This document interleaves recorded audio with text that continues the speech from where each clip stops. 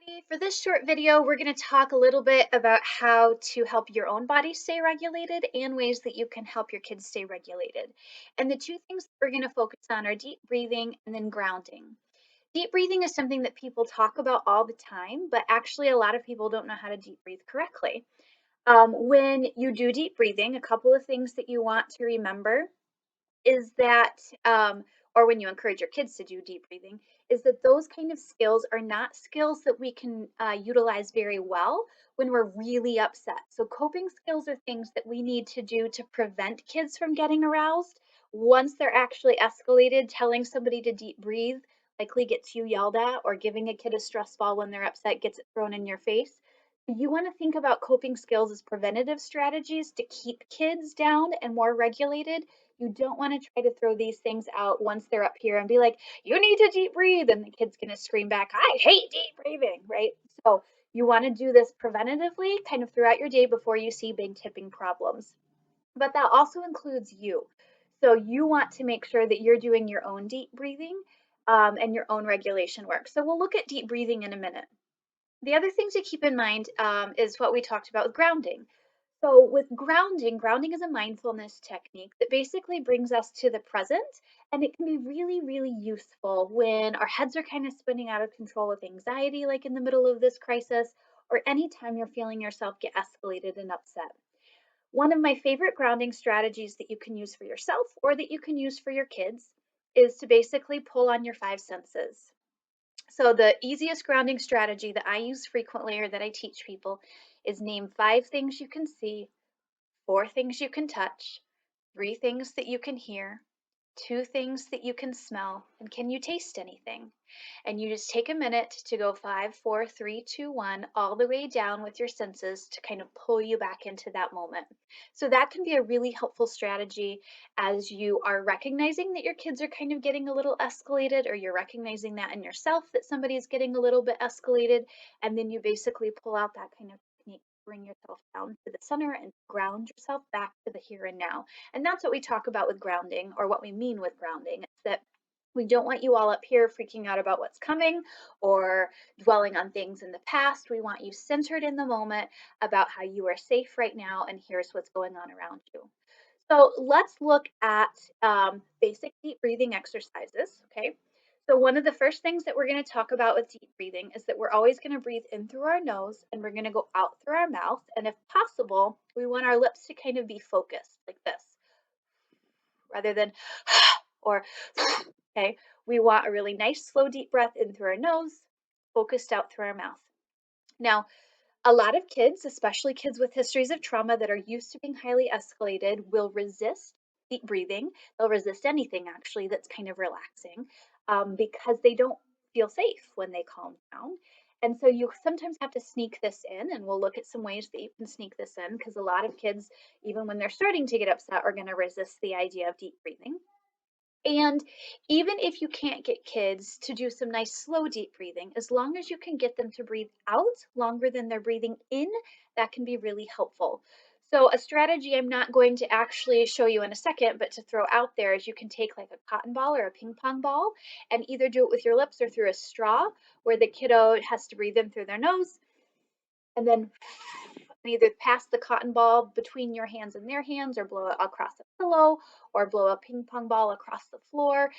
Those skinny, skinny straws actually can really help focus that deep breathing, and that can be a really nice strategy. And then I'll show you some others with one of my kiddos in a minute. Let me show you one of the best positions to do deep breathing in. When a lot of people do deep breathing, if you tell people to take a deep breath, often it looks like this, and their shoulders come up kind of to their ears. And that is not a really quality deep breath because it only is filling the lungs up from about halfway up. And when we do deep breathing to calm our bodies down, we actually want to fill the lungs from the bottom up, so diaphragm up. And unless you have experience in swimming, or you're a vocalist, or maybe an instrumentalist with a wind instrument, chances are you haven't been taught that, maybe occasionally in a yoga class. But we want to make sure that we fill all of our lung space up because if you actually focus on deep breathing only from the top half of your lungs, you're going to increase anxiety because it's almost a hyperventilation kind of capacity. So we want to make sure we get that lung space filled all the way up. So we want to keep our shoulders down And we actually want to pooch our stomachs out. So a good deep breath shouldn't look like this, or you shouldn't really see your chest go up like this. Okay, you want to actually see your stomach pooch out. So what we're going to look at is we're going to look like this. That's a good deep breath because we actually filled all the way up. So good deep breathing would be like this, in through our nose, out through our mouth.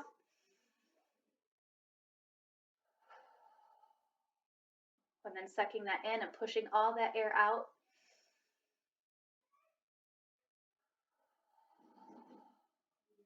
And you're going to see that rise and fall as you go in and out. One more time to show you.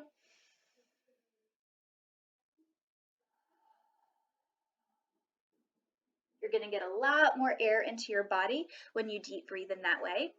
And that's why we want to help encourage kids to learn to deep breathe that way.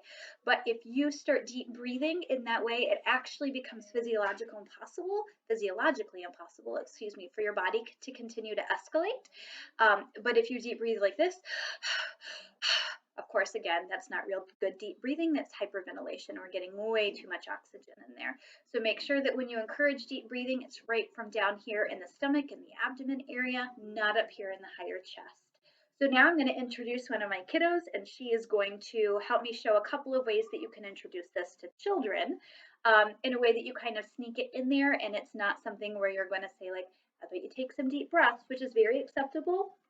Most of my kids, if I said that at the right time, would know how to do that, but a lot of kids aren't going to necessarily accept that in a given moment. Right now, well, you're in luck because we're going to help people to learn some of that, okay? So this is my actress assistant. Would you like to tell your name? Nora. Nora. And how old are you, Nora? 4. Okay. And Nora is going to help me demonstrate some ways that you can sneak deep breathing and regulation in without kids always knowing it. Okay, so the first thing I'm going to do is I am holding some cookies I made for you. Do you like cookies? Okay, I want you to smell these cookies and figure out what kind of cookies they are. Can you smell them? Oh, do you want to eat them? Oh, yeah, they're too hot. You got to blow them. She already knows what to do. Blow them, blow them, blow them. They're too hot. Okay, you're looking at the camera. Okay, sniff my cookies. They're so good. Do they still smell good? Oh, but they're hot. Blow them with me. Too fast. You gotta blow nice and slow. Okay, are you ready to eat them now? Okay, let's sniff them one more time. They smell so good. Okay, blow. Okay, you ready to eat them? 1, 2, 3. Nom, nom, nom, nom, nom, nom, nom, nom, nom. Oh, those are so good. You can also do that with anything that your kids particularly like their favorite pizza or different things like that. So the idea again is you want to get them to breathe in through their nose and then out through their mouth. Okay, now we're going to blow up a balloon. You ready to do some balloon breaths? Okay, get your balloon ready. Okay, so you got your fist kind of right here. Okay, and so your thumb is going to go right into your mouth. Ready, go. Okay, take a breath in through your nose. Breath in through your nose. Breath in through your nose one more time. Okay, you ready to pop the balloons? 1, 2, 3. Pop them. Boom! Pop. Or you can slap hands. So that would be another way that you can do a balloon breath. Up, down. You can always get bubbles. So bubbles are one way that you can encourage some deep breathing, because with bubbles you can't go and actually get a nice bubble. So you kind of have to do some slow deep breaths. So bubbles are really, really helpful. And then I want you to stand on it for a second. You ready? Okay. We're going to do a song. You ready? Breathing in through my nose like I'm smelling a red rose. Through my mouth I'm breathing out like I'm blowing a candle out. Right, like this. I'm calming down so I don't blow up in anger and explode. Yay! Thank you. Ugh. And then you can also do, and I don't know if I have room to show you here, you can do bubble breaths where as you breathe in, your arms go up and then out. Do it again with me. And then out.